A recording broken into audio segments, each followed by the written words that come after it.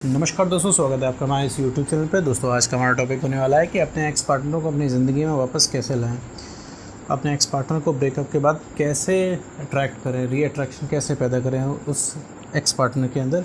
इन सब से रिलेटेड इस टॉपिक में हम इस वीडियो में बात करने वाले हैं। दोस्तों आप मुझे इंस्टाग्राम पे ऐड कर सकते हो। मेरी इंस्टाग्राम आईडी आपको स्क्रीन पे दिख रही होगी, लाइफ कोड सरकादन। ये मेरी इंस्टाग्राम आईडी है। इंस्टाग्राम आईडी का लिंक मैंने डिस्क्रिप्शन बॉक्स में भी दे रखा है, तो आप वहाँ पे भी जाके मुझे ऐड कर सकते हो, अपनी प्रॉब्लम लिख सकते हो। मैं आपकी प्रॉब्लम पे एज अ सॉल्यूशन वीडियो बना दूंगा। तो चलिए बढ़ते हैं अपने टॉपिक की तरफ कि भाई अपने एक्स पार्टनर को वापस कैसे लाएं। मेरे दोस्त, अगर तुम अपने एक्स पार्टनर को वापस पाना चाहते हो अपनी ज़िंदगी में, तो सबसे पहले एक काम करो, अपने आप से ये सवाल पूछना बंद कर दो कि एक्स आएगा कि नहीं आएगा, एक्स आएगी कि नहीं आएगी। ठीक है, ये सवाल सबसे पहले अपने आप से पूछना बंद कर दो, क्योंकि इसका एकमात्र जवाब है हाँ, एक्स आएगी, उसे आना पड़ेगा। अगर मेरे दोस्त तुम सही डायरेक्शन में काम करते हो, ठीक तरीके से काम करते हो तो ठीक है मेरे दोस्त। अगर तुम दिल्ली जाने के लिए निकलोगे, मुंबई रोड पे चलोगे तो सोचोगे मैं दिल्ली पहुंच जाऊं, ठीक है, तो ये संभव नहीं है। सही डायरेक्शन में काम करना है मेरे दोस्त। अगर तुम्हें दिल्ली पहुंचना है और तुम मुंबई की ट्रेन में बैठ जाते हो, तो मेरे दोस्त तुम दिल्ली नहीं पहुंचोगे, तुम मुंबई पहुंचोगे। तो तुम्हें सही तरीके से काम करना होगा, ठीक है। बहुत सारे मैंने इसमें कमेंट्स देखे हैं अपने, बहुत सारे लोग इंस्टाग्राम पे भी मुझे ये चीज़ कहते हैं कि सर हमारा एक्स वापस नहीं आ सकता, हमने ये करके देख लिया, हमने वो करके देख लिया। मेरे दोस्त तुमने कुछ भी करके नहीं देखा है, तुमने सिर्फ रिक्वेस्ट करके देखी है।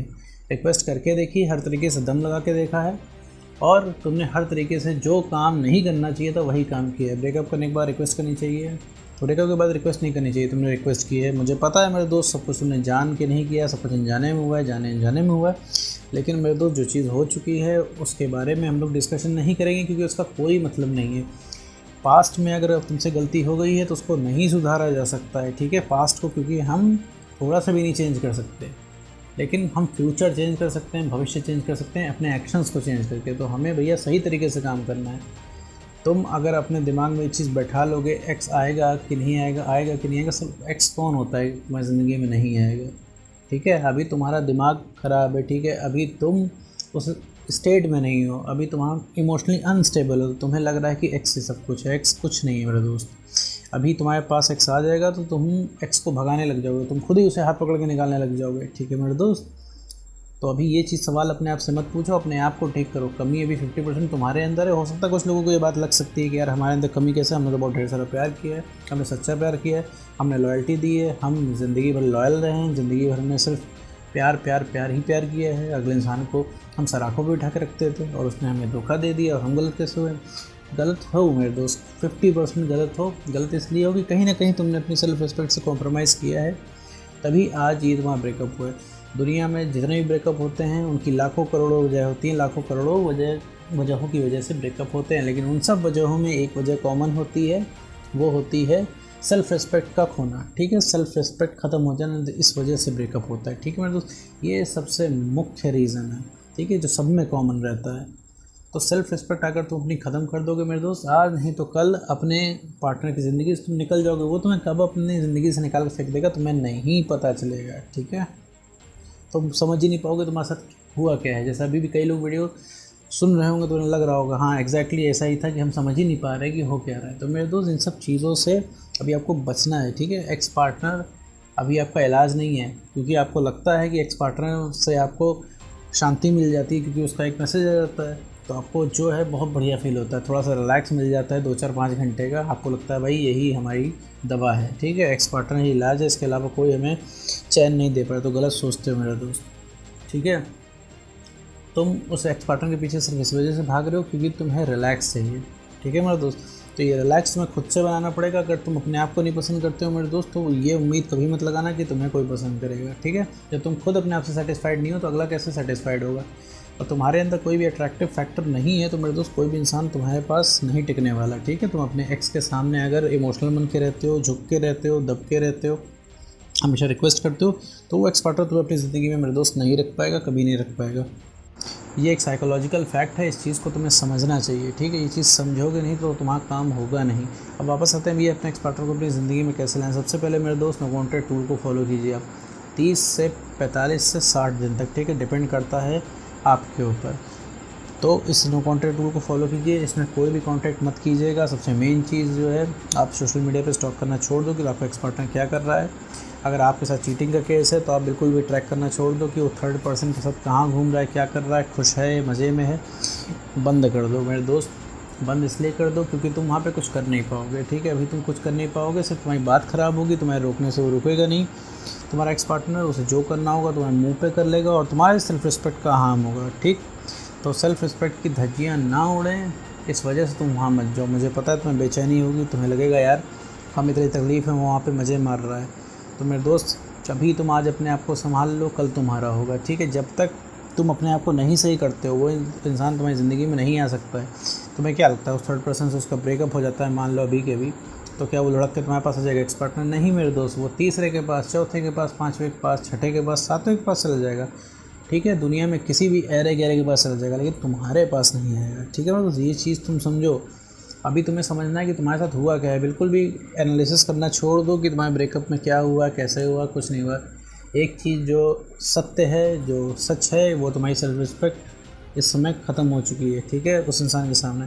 दूसरा सच जो ये है, तुम्हारे पास कॉन्फिडेंस नहीं है, कॉन्फिडेंस तुम्हारा गिर चुका है काफ़ी, ठीक है, ट्राई करते करते। तीसरी चीज़ जो है, तुम इमोशनली स्टेबल नहीं हो, तुम इमोशनल हो भयंकर तरीके से। तुमसे अभी कोई भी चीज़ कही जाए तो तुम उसको इमोशनल वे में ले लोगे, ठीक है। तुम्हारी पूरी दुनिया रिलेशनशिप के इर्द गिर्द घूमती है।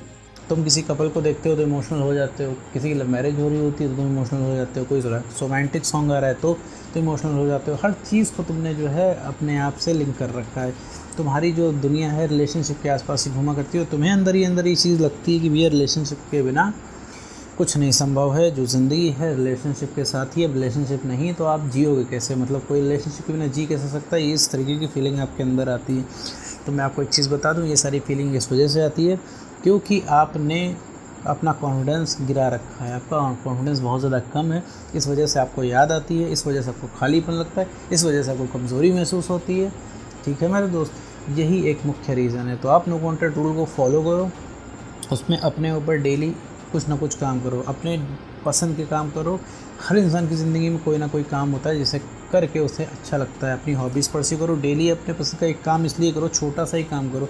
ये काम इसलिए करो कि तुम जब काम करोगे, काम में तुम्हें सफलता मिलेगी तो तुम्हें थोड़ा सा कॉन्फिडेंस बढ़ेगा। जब तुम 50 बार काम करोगे, तुम्हारा 50 बार जब धीरे धीरे कॉन्फिडेंस बढ़ेगा तो एक लेवल पर तुम्हारा कॉन्फिडेंस हाई हो जाएगा। तब तुम्हें खुद सही गलत समझ में आएगा कि तुम्हें करना क्या है। और ये तुम इमोशनल ट्रैप में जो फंसे हुए हो, इस ट्रैप से निकलोगे तब तुम इमोशनली स्टेबल बनोगे। कम्युनिकेट करने की तुम्हारे अंदर कैपेबिलिटी आएगी। अभी तुम अपने एक्स से बात ही नहीं कर पाओगे, ठीक है।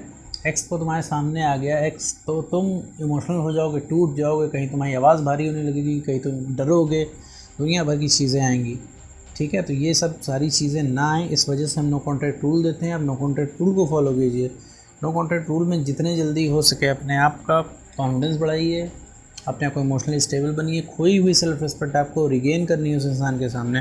और कभी भी उस इंसान से बात हो तो मेरे दोस्त, हमेशा उस इंसान से कभी भी पुरानी बातें नहीं करनी है, रिलेशनशिप की बातें नहीं करनी है, सवाल जवाब नहीं करने मेरे दोस्त।